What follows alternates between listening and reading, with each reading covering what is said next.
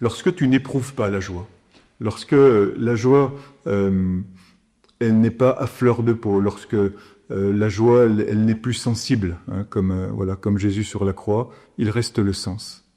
Tu sais, par ton intelligence et par ta sensibilité spirituelle que tu as cultivée, tu sais que ce que tu vis a du sens. Tu sais que cette souffrance, elle a du sens. Parce que c'est quelque chose que tu as expérimenté, que tu as mis en œuvre. Je sais pas, moi, c'est les épreuves que tu vis dans le mariage ou les épreuves que nous vivons dans la vie religieuse. Pourquoi à un certain moment c'est si difficile, c'est si compliqué? Et tu te remémores le chemin que tu as fait, tu te redis les raisons que tu as données. Encore une fois, tu utilises ta mémoire. Et là, tu trouves le sens de tes souffrances. Ça a du sens, même si je ne sens plus rien. C'est ce que vit Jésus sur la croix.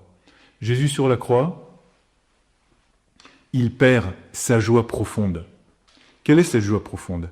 C'est celle d'être toujours en lien avec le Père. Je ne fais que ce que je vois faire à mon Père. Père, glorifie ton nom. Jésus alimente ce rapport avec son Père. Chaque nuit, il va prier chaque nuit.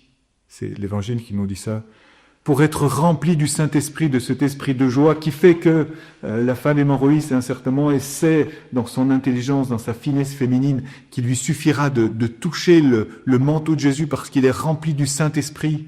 Et ce Saint-Esprit est cette relation entre le Fils et le Père qui lui donne sa joie parce que le Père dit « Voici mon Fils bien-aimé, en lui j'ai mis toute ma joie, tout mon bonheur. » Et cette relation-là, c'est ce que Jésus vit, c'est ce qu'il est venu restaurer en nous, ce lien d'amour qui est le Saint-Esprit, encore une fois, qui est cette joie profonde qui nous habite.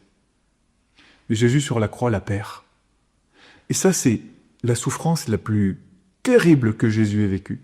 Même si tu as vu ce magnifique film de Mel Gibson qui s'appelle La Passion, où on voit un peu des souffrances physiques que Jésus a vécues, de son corps déchiqueté, labouré par les fouets, écrasé, c'est rien. Ce n'est rien à côté de ce que Jésus a vécu au moment de la rupture de cette relation sensible avec son Père. Eli, Eli, lama sabachthani.